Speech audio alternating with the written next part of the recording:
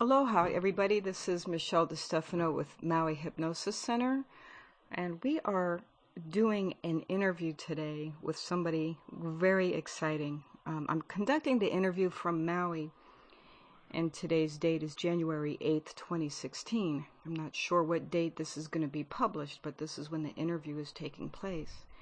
So today I am talking to Jim Hrisikos, and he's going to tell us the incredible story I think I found incredible that really needs to be shared about the mind-body connection and healing.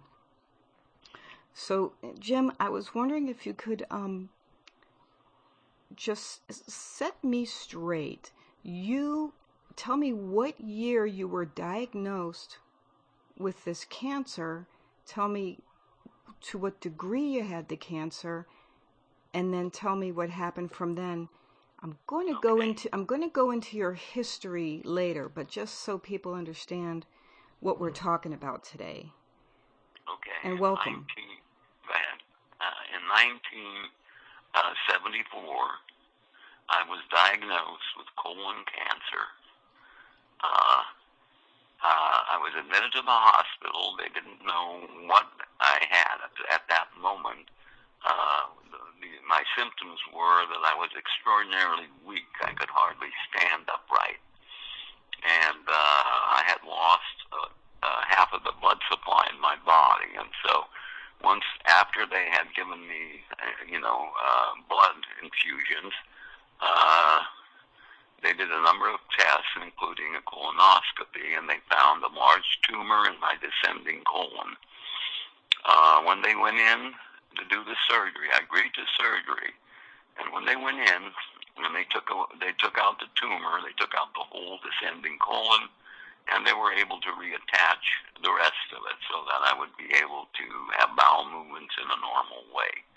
When they went in, however, they discovered a number of tumors all over my pelvis, including one on the bone, one in the area of my bladder, and so forth. So it was a 4-hour surgery. Afterwards, they told me that I was terminal, and that when the doctor was pushed to give a time on it, he said 6 months to a year. So at that point, I'd always thought, like many people, I always wondered how I would react to that kind of, diagnosis or prognosis of having cancer. I wondered if I would be afraid to die, and I didn't think I would be. And to my delight, I was not. And I have to say something about that. And what I'd like to say is that it's an incredibly liberating thing. So I refused to have treatment, either chemo or radiation, and went on with my life.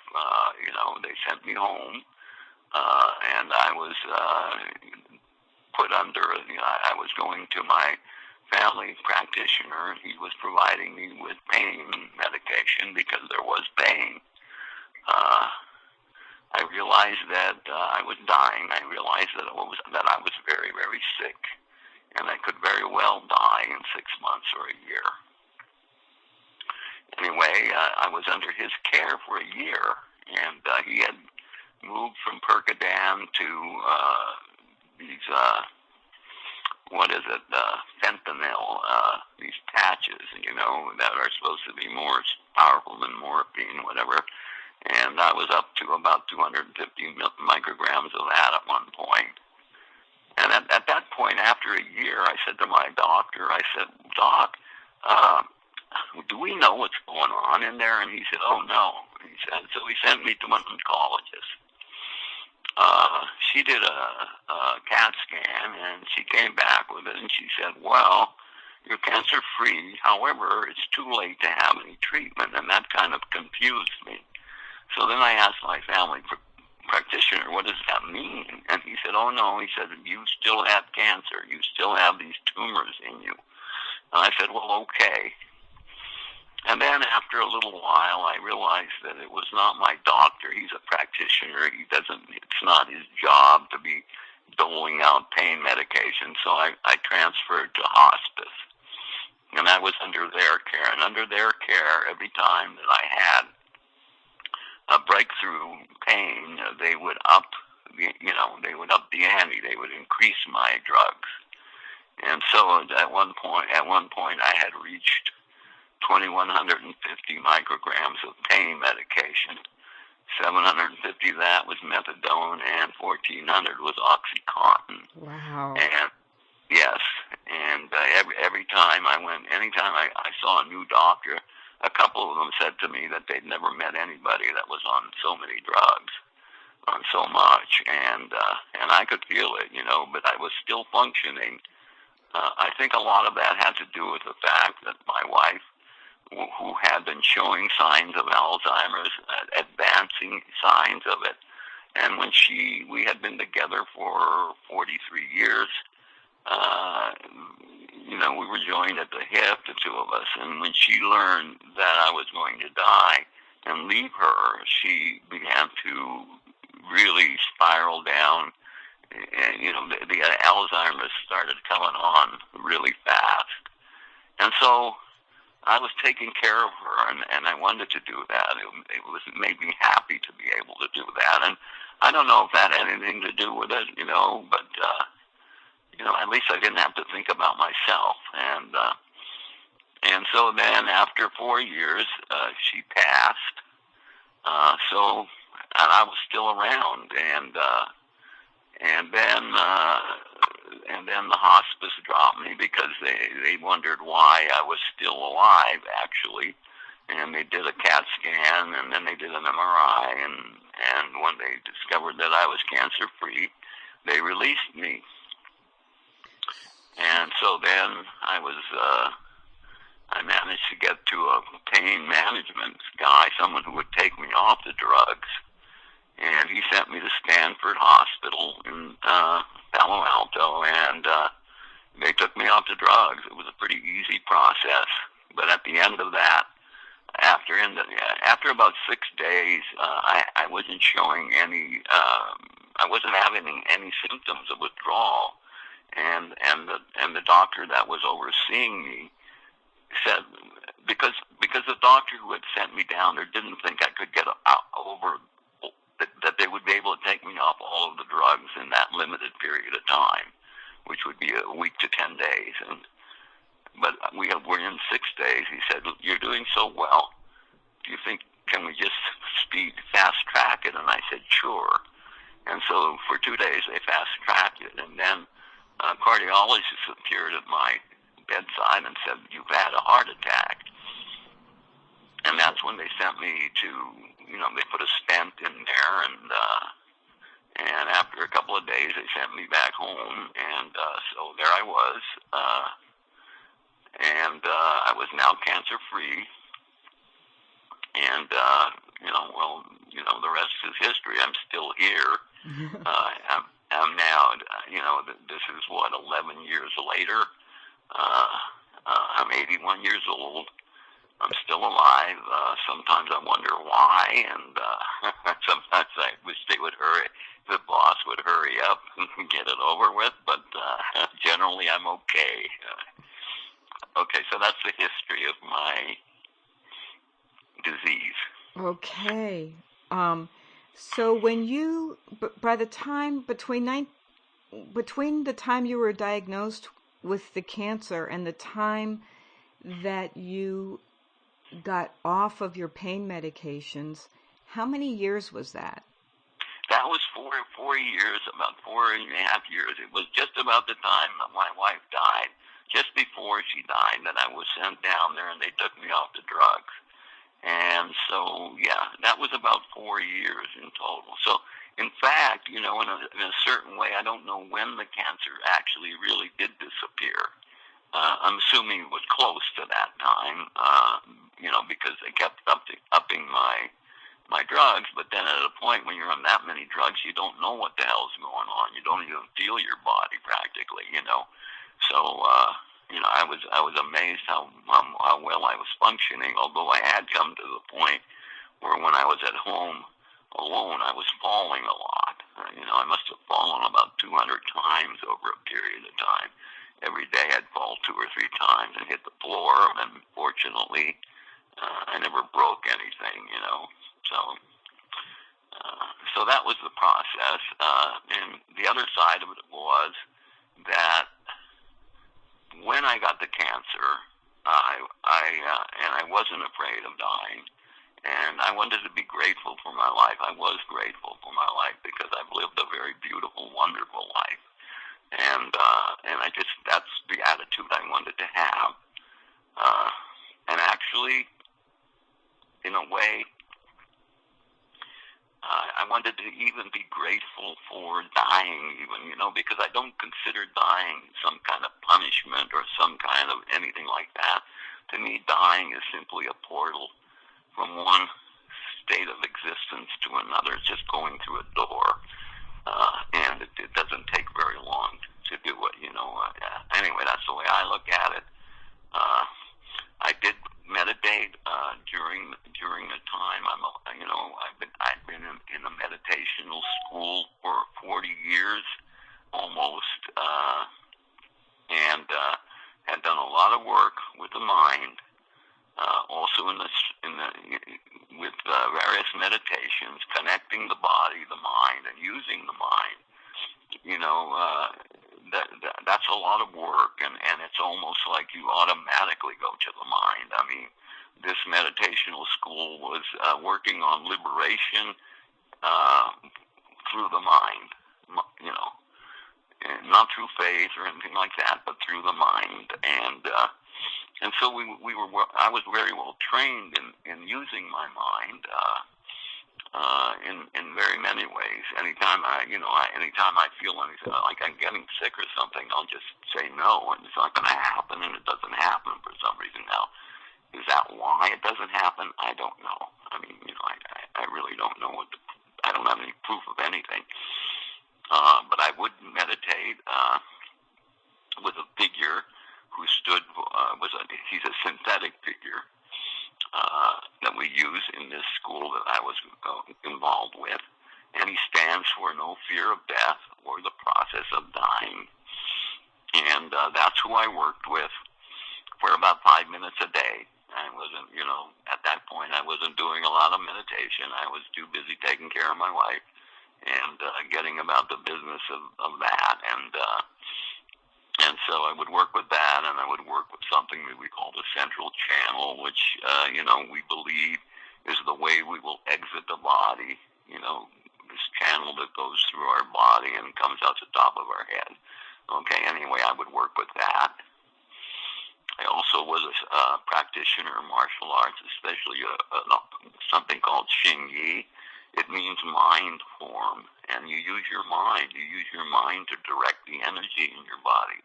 Even when you make a punch, you're punching a bag, you're using your mind to project your energy out of your hand through the bag to the other side. I mean, so I was very adept at using my mind to direct energy in my body and out of my body.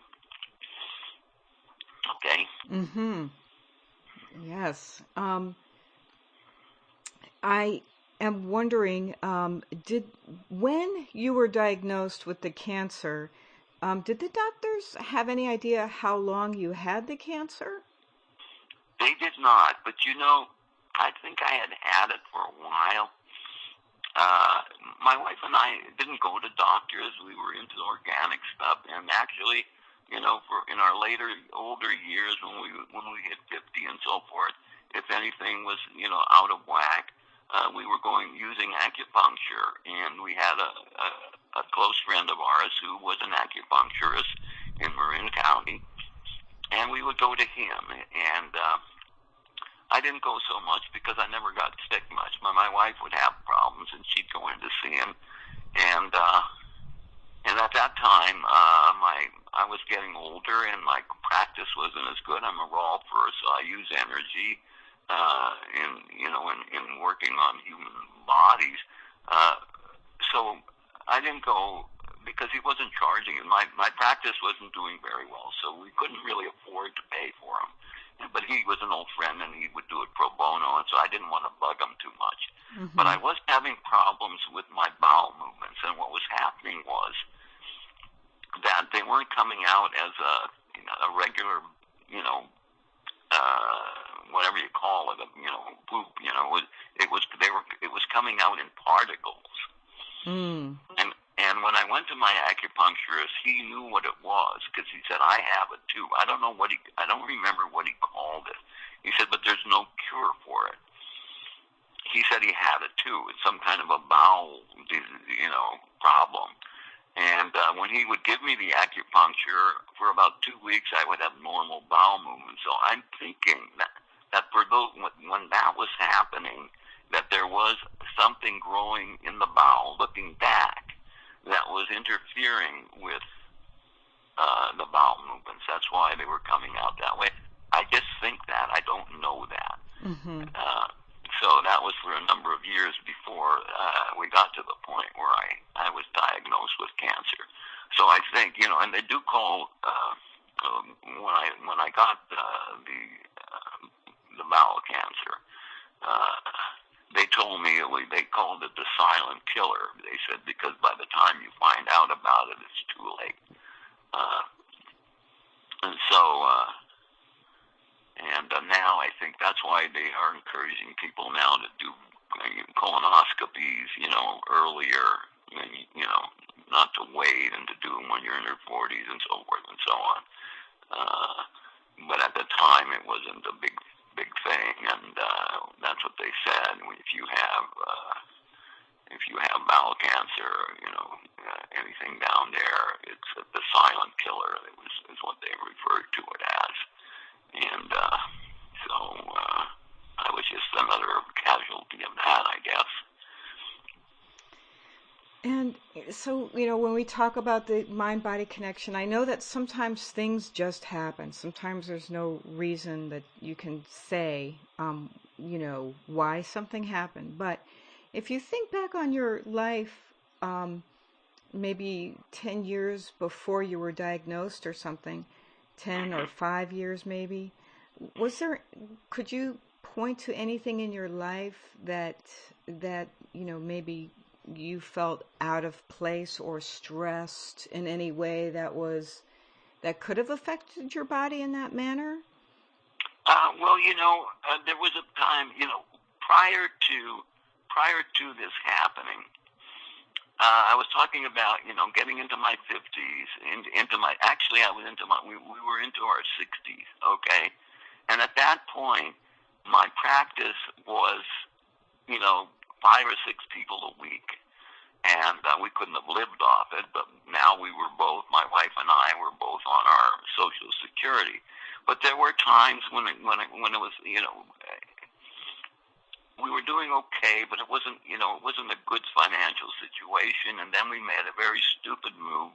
A friend of ours had asked us she had a place in Big Sur, and we had lived in Big Sur when we were with Esalen and so forth for 7 years back in our early 30s, mid-30s. And we were there for 7 years, and we always loved Big Sur. And so she offered to share her house with us. She couldn't afford it on her own. She was paying it off. So we moved everything, left my practice, and went down there. And I did have some people down there who I could work on. And so between that and the Social Security, etc., I could, we'd be all right. But after a year, she threw us out. It was a very abrupt kind of thing. I couldn't understand what happened. I guess she wasn't very happy living with us, and she suddenly gave us a 3-month, notice, and we were out. And so now we were stuck. We were out there, couldn't afford to rent a place. And a friend of ours who was living up up around Grass Valley, up in Sierra, there, found us a place there, and we moved to Grass Valley. Well, I had about 2 customers there, so that was a very depressing time, and I think that might have been part of it. That was a time when we were my wife was particularly in depression, and I was trying to, keep up, a good face to it all, And then we were invited by some friends in Reno who had wealth and so forth. They said, come live with us for a year. So we went and lived with them for a year. And then they were having problems with their marriage, and it was not okay for us to be there anymore. And then we were back in Grass Valley. So this was a very depressing time in our lives. So I think that may have been a factor for triggering things. Mm-hmm. I don't know, but I do know, that my wife was very depressed. I was trying to be, the guy taking care of things, and don't worry, I'm always a little bit of a stoic kind of human being, or I have been in the past. And that's when, but I was getting, at one point, I started getting really weak, and and it was getting very noticeable. I mean, I would go to the grocery store and I would be hanging on to the cart. I mean, just to get around. I could hardly walk back home with the groceries. I mean, there was a long walk up a hill. I mean, it would take me, half an hour to get up this hill. So I was getting weaker and weaker, and that's what caused me finally to go to a doctor, and that's when they found, and the doctor, the first guy I went to said, he gave me blood tests. He didn't even know what it was, and he thought it was maybe prostate problems, although it wasn't cancer, and so he put me on that medication, and in the afternoons, what was happening with me was in the afternoon around 1 or 2 o'clock, I would get this high fever, and I'd go into shakes. I would be shivering with cold. My wife would be distraught. She'd have to put blanket after blanket after blanket on me. I'd have about 7 or 8 blankets on me before I could feel any way warm. And then she told me to go back into the doctor, and he took another test. And then the next morning, I got a call from the emergency room saying, you better get yourself in here right away. And that's because I had lost so much blood, and they told me either I would have had a stroke in another day or two, or a heart attack, and that's when they found the cancer. So we were in a bad state psychologically, I can say. So if that is a factor in causing disease, I would say probably it is. But now let's talk about I'm just exploring with you another idea that just occurred to me, and that is, when you were diagnosed and you came to grips with the diagnosis, you knew, or you came to a place where you were not afraid of death. In fact, you accepted it and even welcomed it. Is it fair to say that helped you release stress?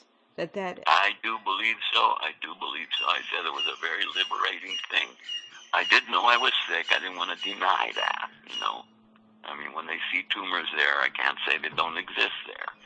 But I was in another space. I mean, I'm not afraid, so whenever it comes, it's fine. The only thing was, my wife, and kind of, my wife would hear me saying, oh God, I'm okay to go now, she'd think, well, it was, at one point I realized, I better stop saying that because she's going to feel even worse.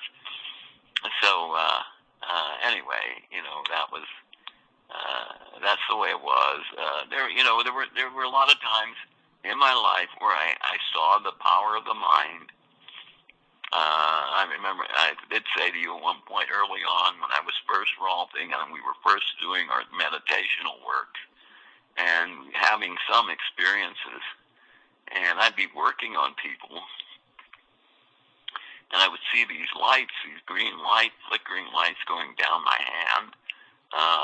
And at one point I was working on somebody's shoulder, and there was a deep place of tension there. And all of a sudden, I saw at the end of my finger this blue light, and the person gave a mighty groan and release. So that only happened for a little while. There were things that just happened for a little while. You have one experience, you see, and but it all sort of supports this idea of the mind, of something going on that is not in the normal materialistic kind of world kind of thing. It's not that it's unnatural. I don't believe it's unnatural. I think it is natural. It's just that we don't understand or know these things or much about them.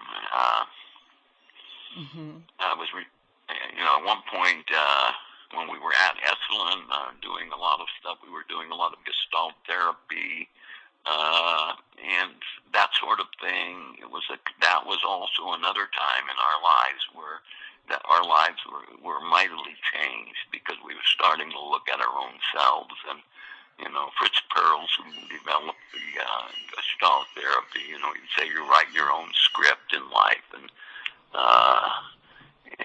that sort of thing. And so that was life changing. We encountered a Sufi who taught us how to whirl, the whirling dervishes kind of thing. And I remember an experience I had whirling where, for whatever reason, I told you about my love of dancing, and I would boogie for hours on end, and maybe take a break here and there for a couple of minutes and go back. And I was doing the same thing with the whirling. And one night I had been whirling for about 3 hours, and you get tired. I would get tired, and I would start to break down. You have to break it down. You can't stop suddenly when you're whirling. Or you'll get dizzy and fall. So you kind of break it down slowly. And just before I'd be stopped, my feet would start moving again, and I'd go into it again. And at one point, I had this most amazing experience where I was actually felt like I was standing perfectly still, and the room was just a blur whirling around me. And I remember this thing from the mystical language, the still point of this turning world. I often wondered what that was, and suddenly I was experiencing it. Anyway, these are the kind of experiences where you know that your mind is still, they're mind experiences. They're not anything else. And I think somehow all of that preparation also has something to do with what happened later when I got sick. You know what I mean? It's like you absolutely fall right back into your mind and do what you have to do with your mind. It's anyway, I don't know. I don't know very much, Michelle. I just know what I've experienced, and yeah. Well, it does sound like the way you explored yourself, your life, your mind, and the work that you've done by going inside yourself might have put you in a more powerful place to heal from something that people told you was terminal. I know. I'm sure it had something to do with the results that we had, And as I said, the doctors later on, that I would see later, after when I first got up to where I'm living now, because I had to have a further surgery down there because of scar tissue that had happened, and it was causing problems again. So I had a second surgery, and then so I was seeing other doctors, and they would look at this, and they would see, wow, and I told you, some of the doctors would say, that's a miracle, and I would say, well, I don't really believe in miracles, but yeah, if you want to call it that, okay. To me, it was just something that, unexplainable in a certain way, not in the way that most, that modern science or medicine can grasp or can go, because they can't verify it, from a material standpoint. And I'm wondering, I know that there's a lot of mystery, and sometimes we don't understand everything that happens or why. Having said that, do you have any words of wisdom or advice for anybody who might be faced or told that they have a terminal illness? Well, I would say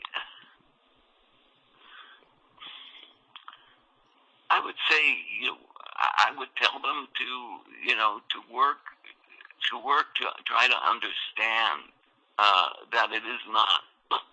They told me it was 6 months or a year, right? I didn't doubt that it could be 6 months or a year.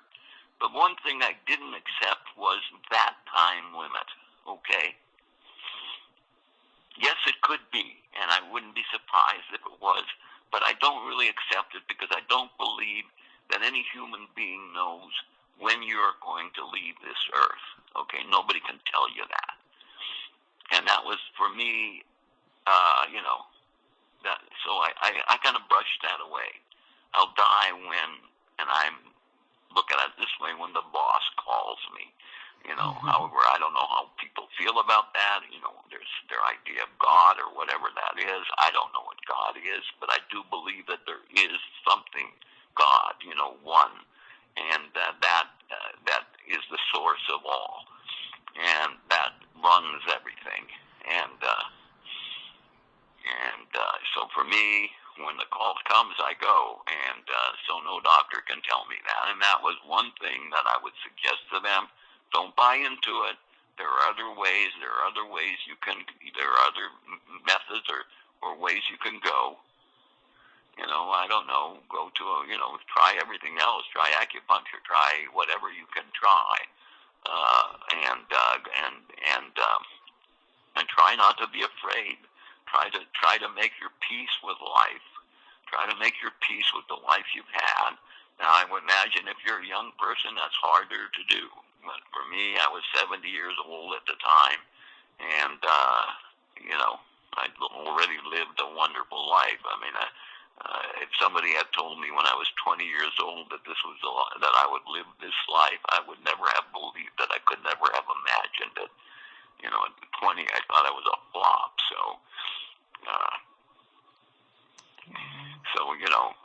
That's what I would tell them. And also, what about your lifestyle? You sound like you have had and have a pretty healthy lifestyle too. Do you think? Oh, absolutely.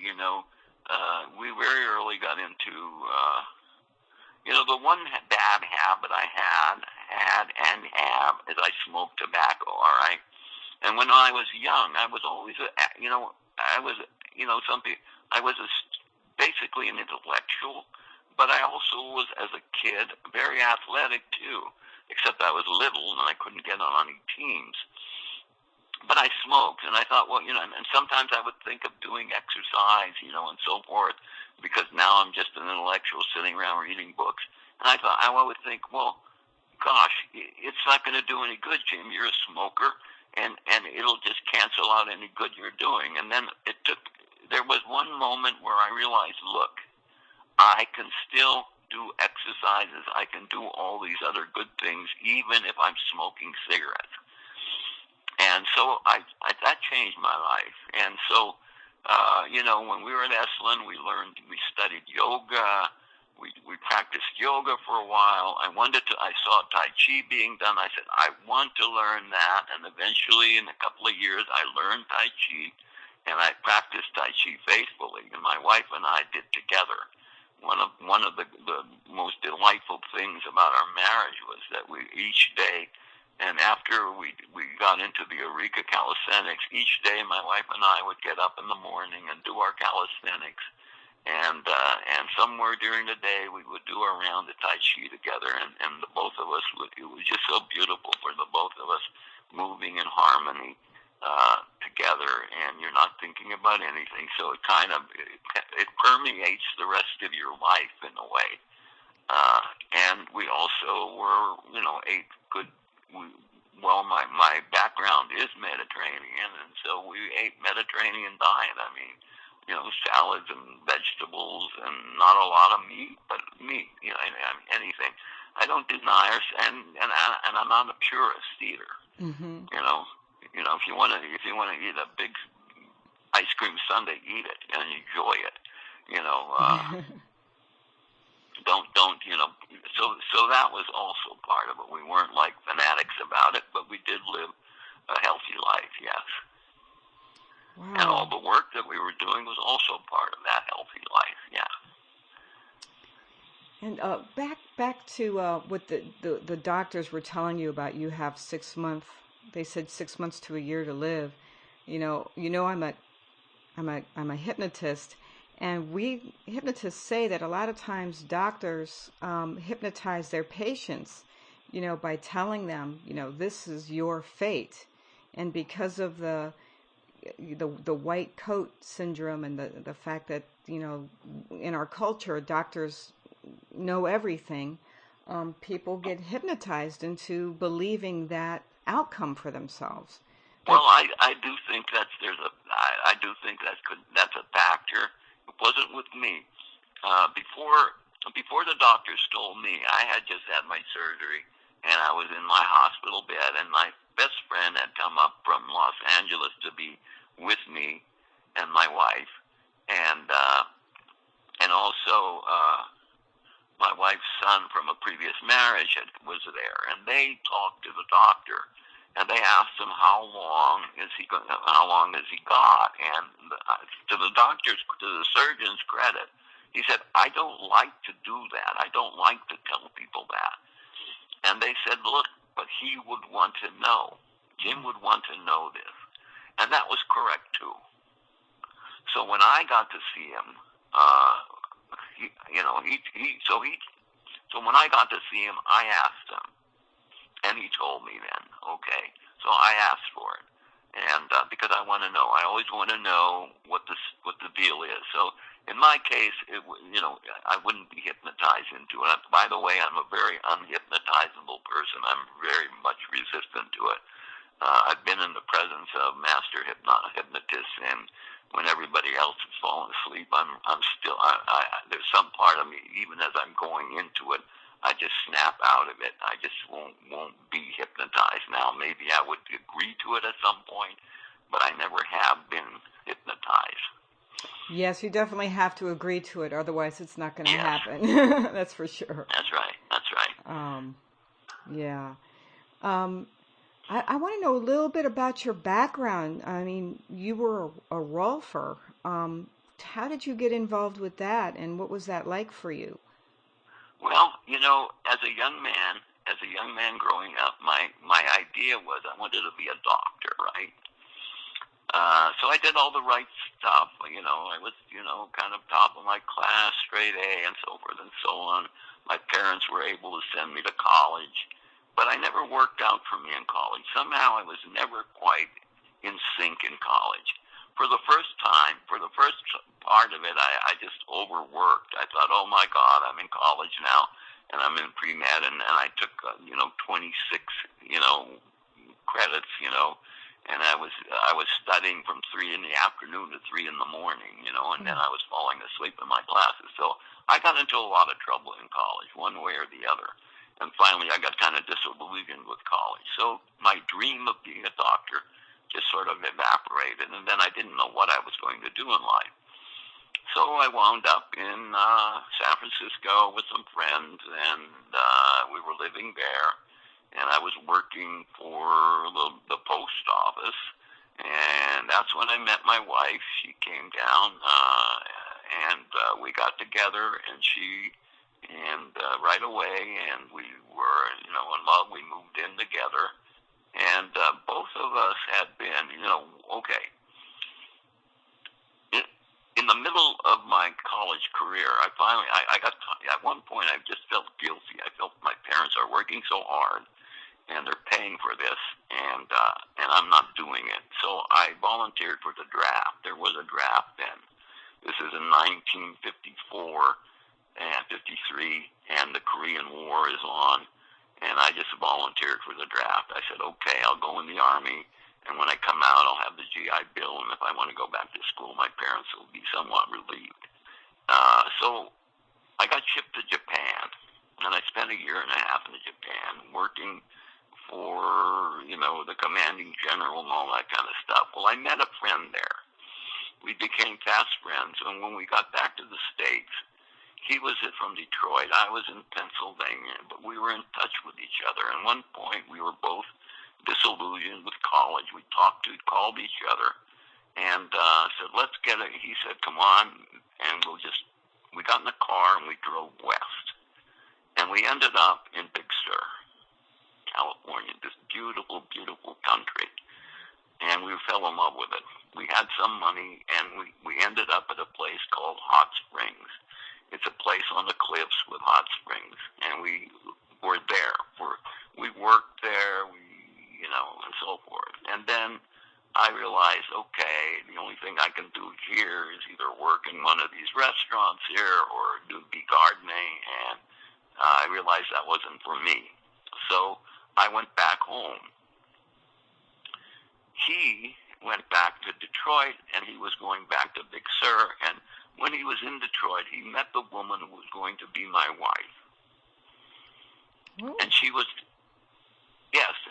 in a marriage with 2 children, and her husband was an alcoholic and an abuser. And she split. And when he met her, she was telling him the story. He met her in a bowling alley or something, and he said, "Look, if you're in trouble," he gave her his mother's phone number. He said, "Call her; she'll help you." So when she left him, her husband cut her off from all funds, and she was sitting around in a hotel room, in a motel, drinking coffee and sugar. And she called the woman, and the woman paid her fare, and she came out, and she met, and she lived with my friend, and they went up to Oregon. And so we had both been to Big Sur in that period of time, and we both loved Big Sur. So when we got together later in San Francisco, we both had this feeling of we want to go back to Big Sur. We didn't right away. At that point, my parents were back in Greece. My father had retired, and I wanted her to see Greece. And so we saved our money, and we took a ship, and we went to Greece, and we spent 7 months there and about 4 months in Europe. And we came back to San Francisco, and we said, "Do we want to go back to the city?" And we said, "No, let's go to Big Sur." And we went to Big Sur, and I ended up working at a place at Big Sur Hot Springs, only now they called it Esalen. And now it was the center for all kinds of people from, Rinpoches from Tibet, and, Hindu guys coming through, and Sufi guys coming through, and Gestalt therapy, and all the group therapies. It was just a vital, exciting place to be. And we were there. I was a cook for 7 years there. That's what I did. And one of the people that came was a woman called Ida P. Rolfe. Someone knew about her, and someone had a problem, and they called her. Oh, Fritz Perls. Okay, Fritz Perls was having pain in his chest. He had had a heart attack before. He knew of Ida. He called her, and she came to Esalen to work on Fritz. And while she was there, about 25 people signed up with her, including my wife. My wife had had a situation where she would bend over sometimes and she couldn't straighten out, and she had had polio as a child, and she had had one leg shorter than another, and a lot of problems, a lot of lower back problems. And Dr. Rolfe worked on her, and my wife, had a wonderful result, So I thought, boy, I want to do that. I hadn't been Rolfe, so I eventually got Rolfe, and I loved it. And so I trained with her, and just putting my hands on people, I can't tell you the experience that it was. I loved it. To me, I was, besides doing what Rolfing is supposed to do, it was also the instrument in which I could help people. That I could show them some love, and that love would come through my hands. I miss it to this day. I love my hands on people. It's just such an incredible experience for me. And so that's how I got into it. And I did it until I was doing it until I thought I was going to do it until the day I died, because I knew we weren't going to have any big pension or anything. But the cancer intervened, and so that But I was Rolfing until the age of 70. Wow. Mm-hmm. And I have evolved since then. I've worked on my caregiver. I've taken her through a whole series. I've worked on some other people here and there. I don't do it anymore. Mm-hmm. When I first got here a few years ago, there was one point I said, "Gee, I gotta do something here." And I approached my caregiver and I said, "Would you allow me to do some work on you?" And she liked it. And actually, she went out and got a license to do massage too. And she's still my caregiver. Oh, wonderful. I mean, Yeah. I mean, to me, to have something, and there were two things. I loved cooking at Esalen. It was a wonderful job. I loved feeding people. I loved people coming in from all over the country or all over the world, and they come to this strange place on the coast, and there are all these hippie kids running around, and I get to give them a good, warm, nourishing meal. I really loved that. And then I loved the raw thing. And so I was very blessed to find something in my life that I absolutely loved to do. And I've been so blessed in so many ways, Michelle, including the woman that I met and married. Yes, it sounds like you have. It's really wonderful. It's wonderful to hear about. Hey, so what I'm wondering is there, when we talk about the health of the mind and the body and the emotions, and looking back on your adventurous life, is there anything you would do differently if you could go back and do it differently? Whether it's a way of thinking or a habit or whatever. Is there anything you would do differently looking back? No, not one thing. Because you can't change anything. Everything would change. I mean, I think, what if I had gone this way or that way? But the way I went was the perfect way. I mean, as I said, when I was young, okay, college was a washout. That's what I had been setting my life goal was, be a doctor, la la la. That was done. What am I going to do now? When we first got out to San Francisco, I'd go looking for a job, and either I'd go into some place like a bank or something that was on, I had openings, and they'd say, "Well, have you got a college degree?" "No." "Okay, sorry, you don't have enough education." Wasn't that I wasn't smart enough or wasn't educated enough. I just didn't have a degree. Or in another case, I wanted to be a busboy, and they said, "You're too educated to be a busboy." You're kind of caught in between. So I mean, life was very difficult for me at that time. I wasn't. Fortunately, I had some good friends, and we hung out together. And then my wife came along. And that changed everything. I mean, she saved my life, and that's the way I kind of look at it in a way. Not in a direct way of saving life, but suddenly I have somebody with me, a friend, a constant companion, someone, best friend as well as everything else, and someone to travel with through this life. And not that we didn't have difficulties here or there along the way. No, nobody doesn't have that. But the deepest love, when I was sick with the cancer, and she was sick and dying, we're both dying together, okay? Sometimes I would look at her in the house, and I'd see her sitting there, she would try to say something to me, and she would feel so embarrassed because she couldn't get the words out of her mouth, and I would just be tears streaming down my face. But inside of all that suffering, Michelle, we experienced the purest love that I have ever experienced. It was beautiful. We would take our little walks every day, and holding hands and walking around the neighborhood, and there was some wetlands nearby. We'd walk through there. It was just beautiful. So, no, there's nothing I would change. Not one little thing would I change. Not even the smoking, because it all is part of the thing, you know what I'm saying?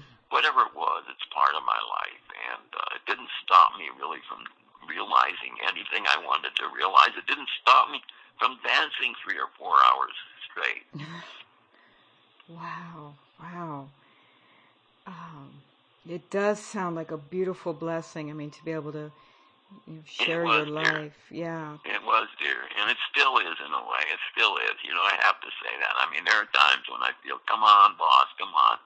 Haven't aren't we there yet, or something like that? But what I say, you know, when I first got the cancer too, I said, okay, what is it that I have to learn here? I always look at it as also a learning experience.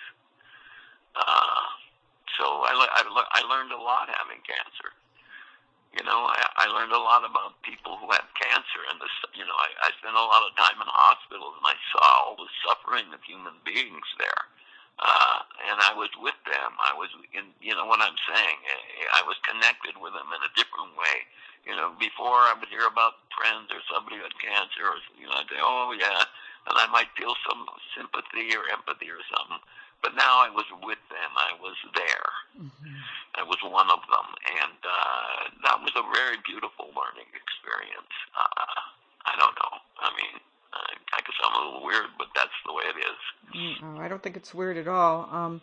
Is there anything else you can share that you learned, that maybe about yourself or about life? Well, you know, I learned that there is life beyond life. I mean, I'm convinced of it. I mean, again, I'm totally convinced that we go into another place, another state of being. And I look forward to that adventure as well. You know, my hospice nurse and social worker were with me one day, and they were saying, well, how do you feel about dying? How do you feel about it? And I said, I think it's going to be great. And I do think it's going to be great, just like everything else in my life has been great. Why would it be different? You know what I'm saying? You know, and I know I'm still connected with my wife. You know, I look forward to the time when maybe we're going to be together again. I don't know, but I sure look forward to it. Sounds like a plan. So anyway. Sounds like a plan to me. Yes, it is. So, we're going to wrap this interview up, but before I do, I was wondering if there's, just for the purposes of this interview, if there's any wisdom or advice you'd like to pass along before closing the interview to anybody. No, the only thing I can say is live your life to the fullest. Give it all you got. Don't hold anything back. What are you saving it for?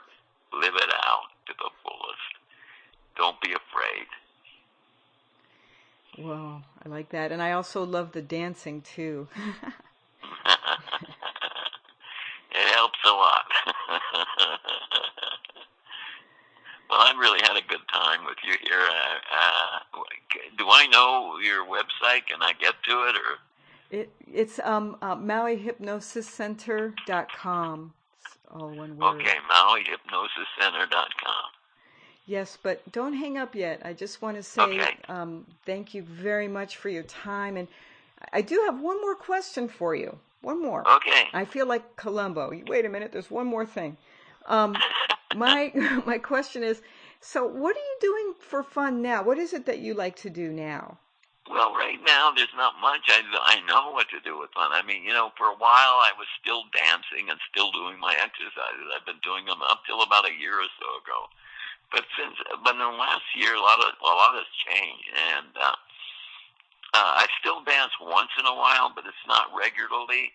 I still do some stretching exercises, but it's not like on an everyday basis. So that's what I do, and basically I'm homebound. I mean, really speaking, I don't get out much because the last time I used to go, there's a beautiful gardens about two long blocks away, Luther Burbank Gardens, and I used to go there 3-4 times a week, Yes, it's not that far, and then it's a beautiful. They got all kinds of beautiful flowers and vegetables growing in there. And I would do my Tai Chi and come back. But I haven't done the last couple of times that I tried it, which is a couple of years ago. I had a hard time getting back to where I live, and so pretty much I'm homebound unless my caregiver. We go out sometimes. Sometimes I'll go out with her when she goes to the grocery store. We'll take a little drive around town, but I don't get out anymore. And I kind of look at it like this is like I'm in a monastery now. I'm reviewing my life. I did write an autobiography. I mean, just for an exercise. I haven't completed it. I got it up to the point where I got sick, pretty much. And it was just an exercise. It was a way of me looking back at my life and seeing all the people I had known, all the women that I had loved and still love,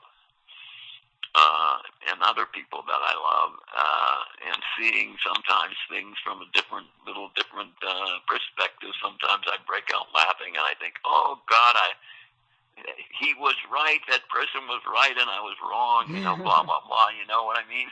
Yes, yes. So it was a very cleansing thing. I did that when I first got here, actually. I never thought I would do that. I always thought, well, I'd like to write about my life, and I'd start writing, well, I was born, blah, blah, blah, and then suddenly I realized, because when you're sitting around alone, you remember things.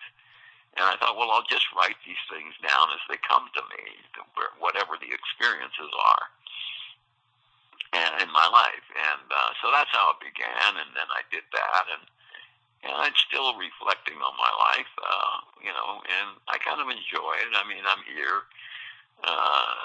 It's not the active life that I loved, that I miss sometimes. But I live in a building with a lot of people who are older and with caregivers and whatever. I mean, it's an old folks' home here, and yeah, I mean, it's like we're living out our last days, years, and you sit and reflect on the life. I mean, that's the only thing, and watch through